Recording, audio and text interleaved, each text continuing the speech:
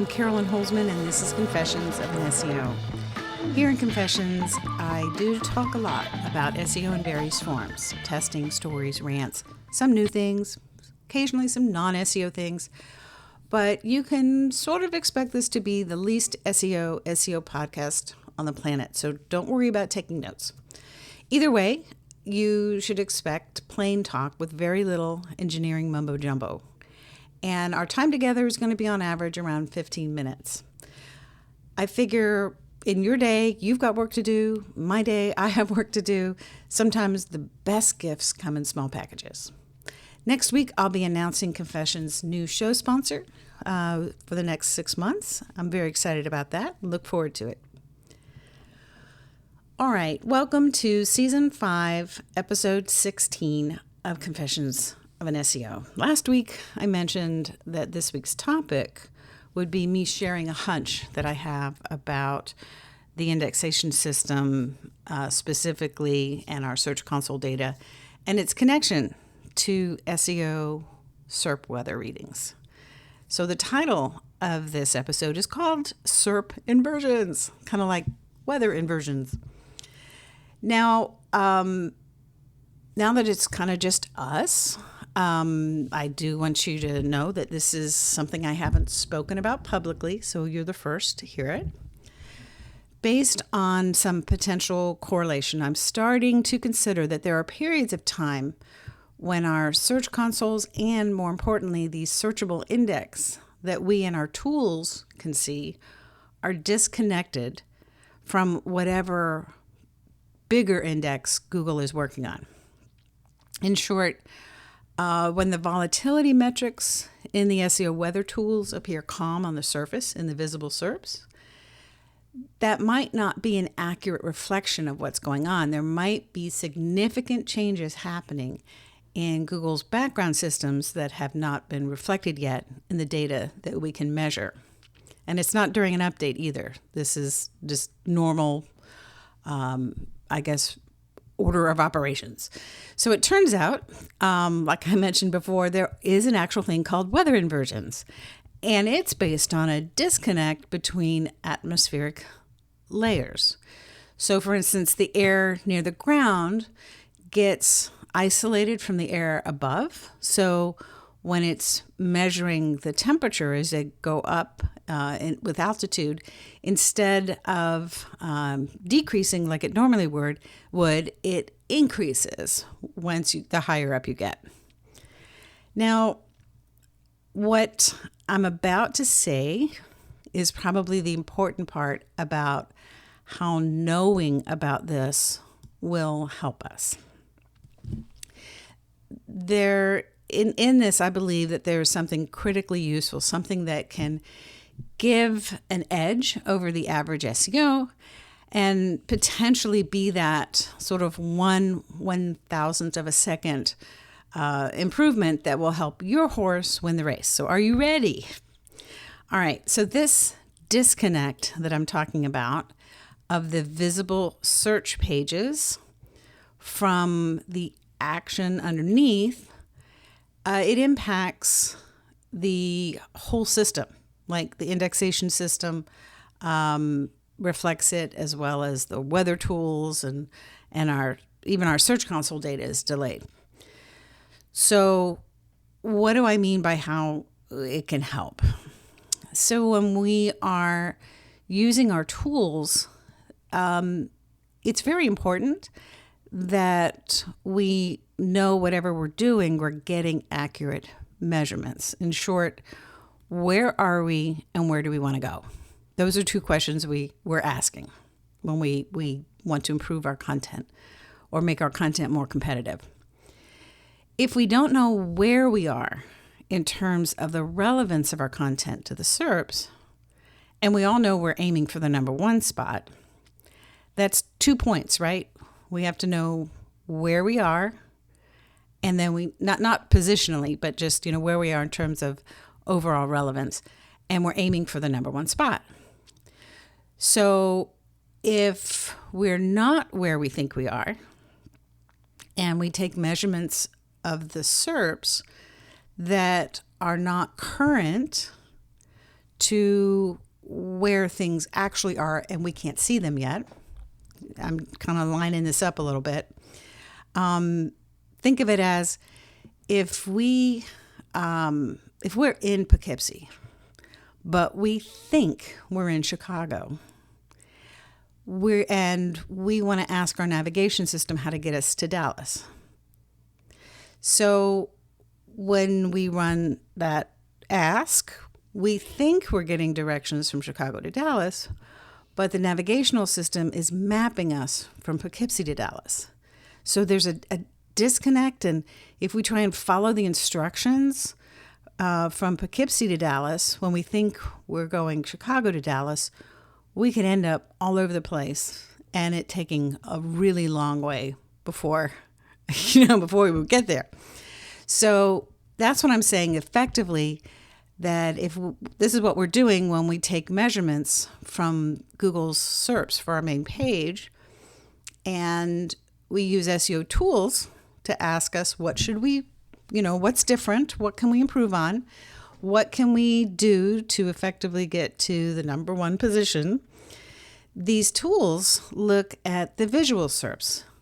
At the moment that we, ask the question, hit the start button, it's taking a measurement, but what if it's not taking a measurement of the actual index that has all the updated relationships and is looking at a former version of the search engine pages, but that's all we have.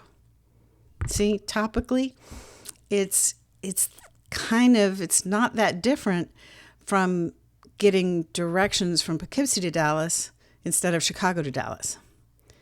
So ultimately, the real question is, when is the best time to take the measurements from our tools?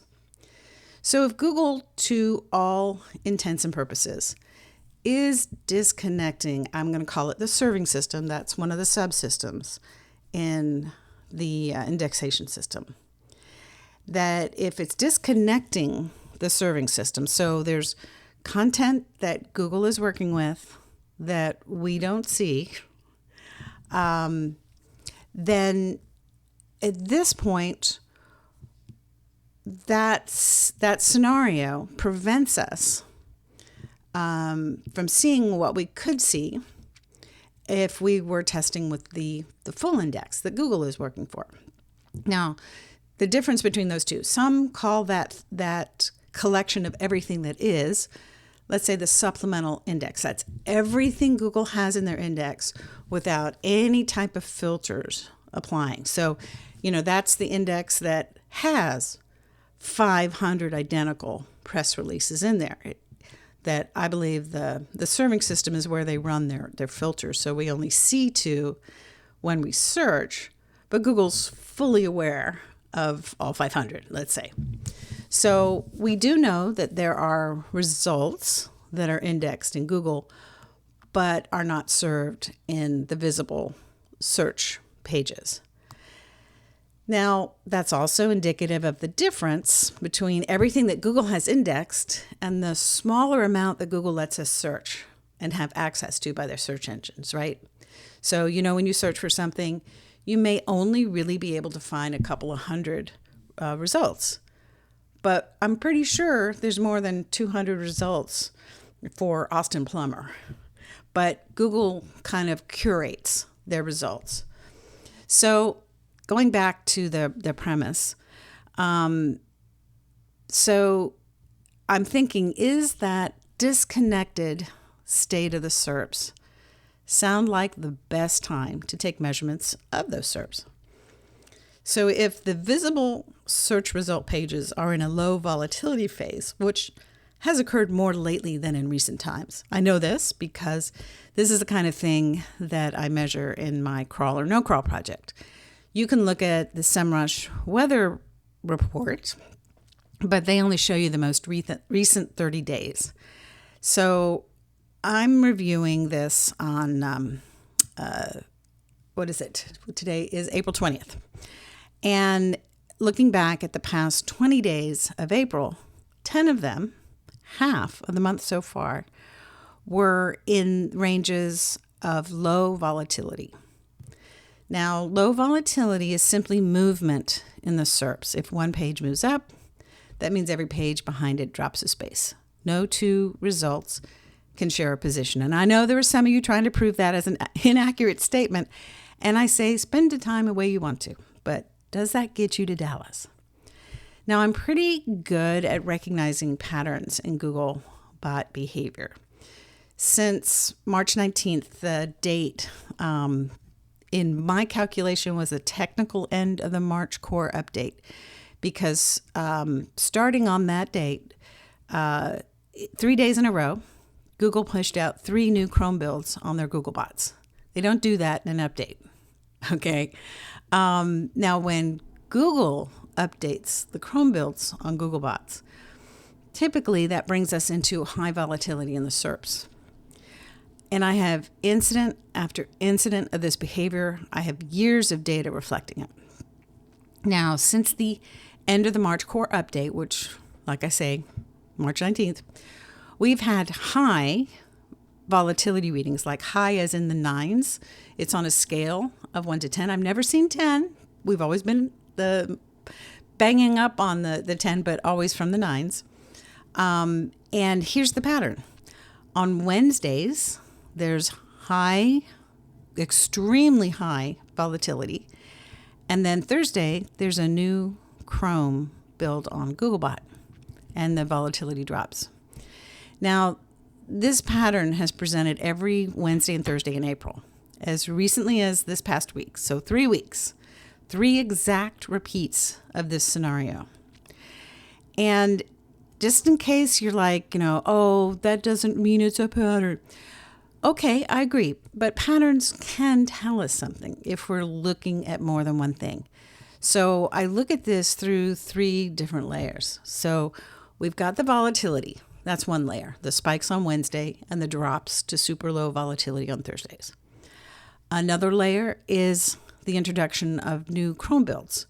3 new mobile Googlebot Chrome builds in this month, right? So mobile first, that's where these new Chromes are introduced.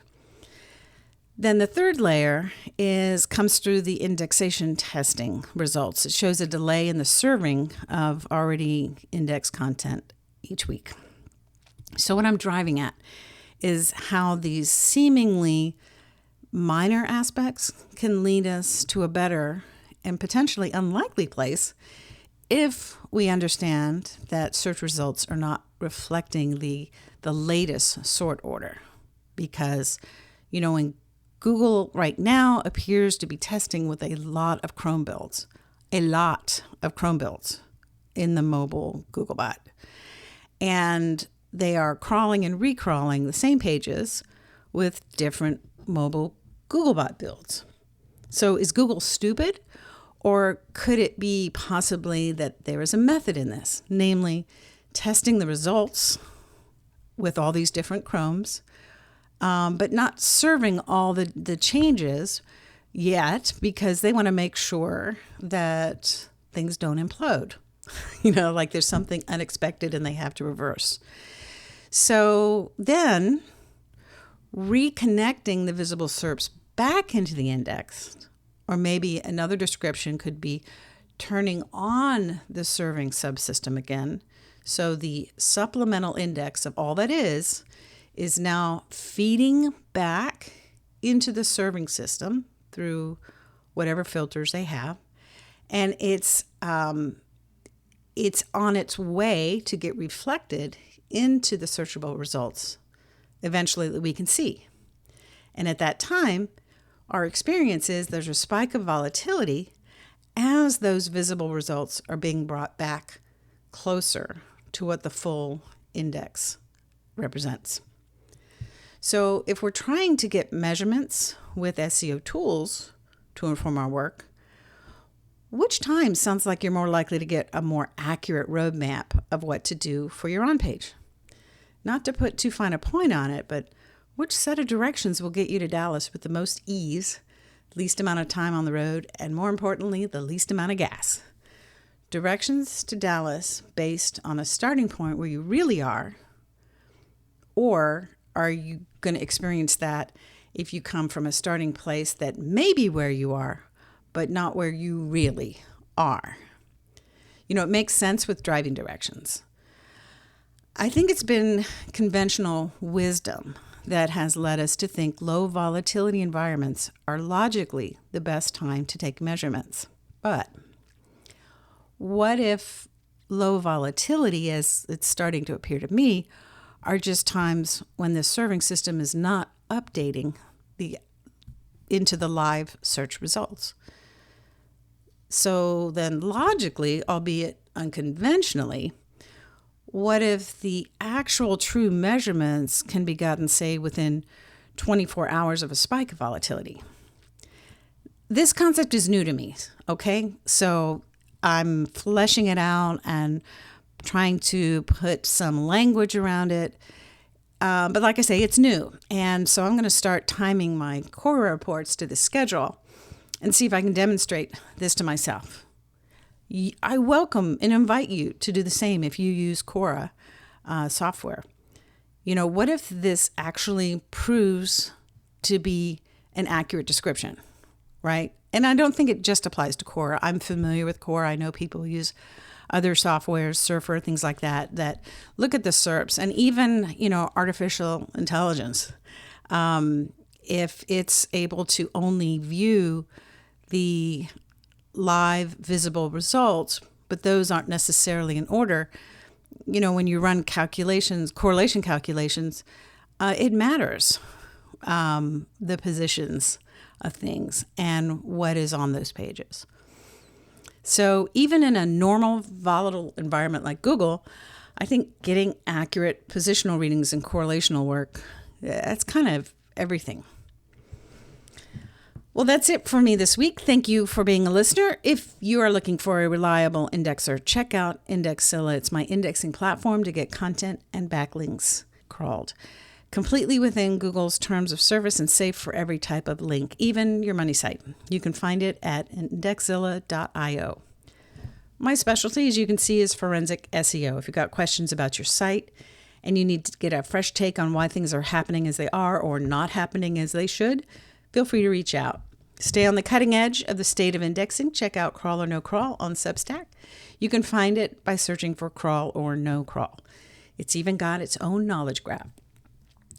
See you next week for more SEO. And if you have any questions about today's topic, reach out. Feel free to text your question to me at 512-222-3132. Thanks again, and until next week, I'll see you in the SERPs.